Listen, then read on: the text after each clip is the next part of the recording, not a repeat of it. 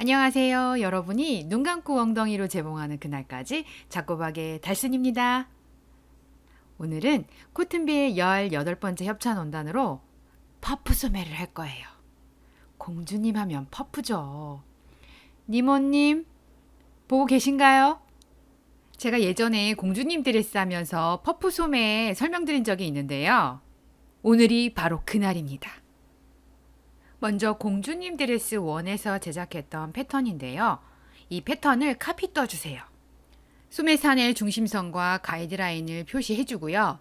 소매 중심선을 기준으로 앞판과 뒷판 각각 2등분을 해줍니다. 수직 수평선을 잘 지키시면서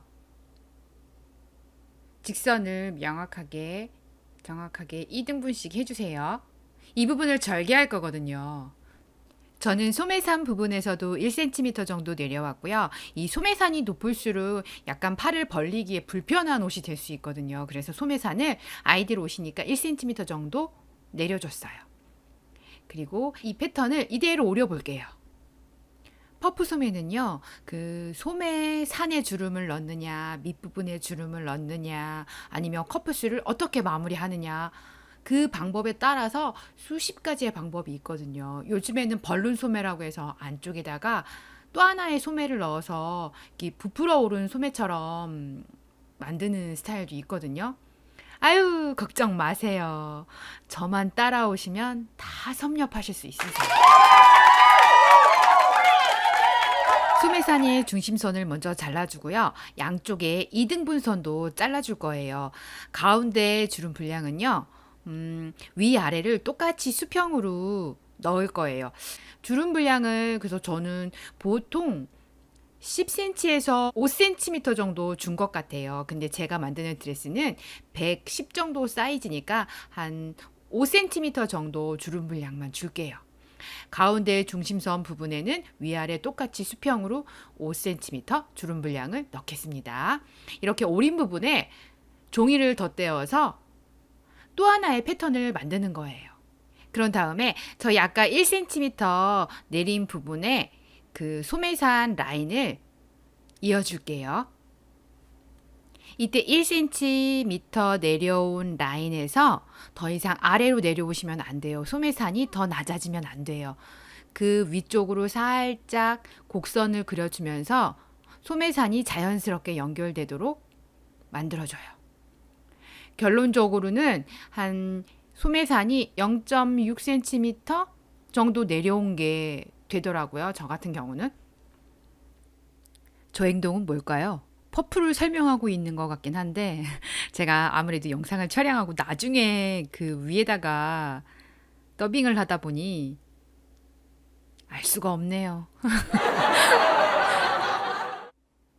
이제 소매 앞뒤판에 있는 2등분 선도 가위로 오려서 주름을 넣어줄게요. 가운데 중심선 부분은 위아래에 똑같이 수평으로 줬는데요. 이 양쪽에 그 앞판과 뒷판 2등분 선의 주름은요. 오늘 만드는 건 기본 퍼프 주름이라서요. 밑에만 주름을 줄 거예요. 위에를 주면 안 되는 건 아니에요.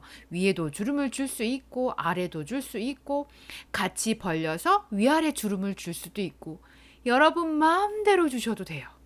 오늘은 그 중에서도 가장 기본이 되는 퍼프 소매를 만들 거예요. 퍼프 소매를 반팔로 제작 시에 저는 5cm가 가장 예쁜 것 같더라고요. 그래서 5cm만 밑으로 내렸습니다. 그리고 그 앞판과 뒷판의 2등분 선을 잘라줄게요. 그 자른 부분을 벌려주면요. 위에는 고정되어 있기 때문에 밑에만 이렇게 벌어지겠죠. 그래서 얼만큼을 벌려주냐 하면 2cm씩 벌려줬어요. 저는 좀 더 풍성한 퍼프를 원하시면요. 뭐 3cm, 5cm까지도 가능해요. 그 다음에 양옆에서 내려오면서 그 직각이었던 직선을 곡선으로 살짝 굴려주시면 퍼프가 예쁘게 완성이 됩니다. 그래서 이렇게 퍼프 소매 패턴이 완성이 됐고요.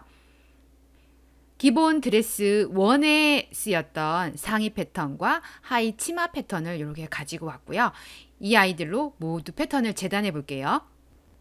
지금부터는 기존의 원피스들을 만들면서 많이 반복된 작업들이라서 조금 빠르게 진행을 할게요.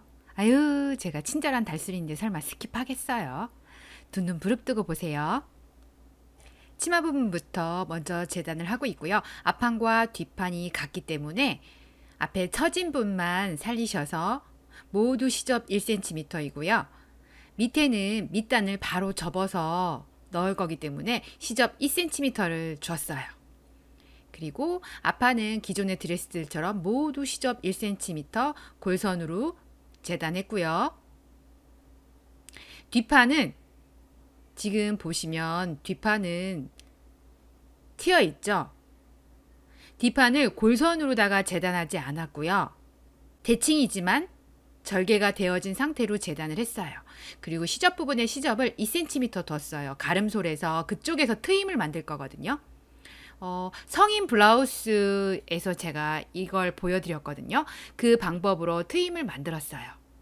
저는 계속 기존에 있던 몇 가지 작업을 가지고 바꿔가면서 계속 할 거예요. 여러분 잘 할 때까지. 어때요? 느낌 오시죠? 저만 따라오시다 보면 어느 순간 엉덩이로 재봉하신다니까요. 이렇게 뒷판은 골선 처리해서 재단하지 않고요. 낱장으로 커팅해서 2장을 재단하는 거예요. 가름솔알 중심선 부분은 시접이 2cm예요. 그리고 가름솔 부분을 갈라서 트임을 만들어줄 부분을 표시하세요. 저는 10cm로 하겠습니다.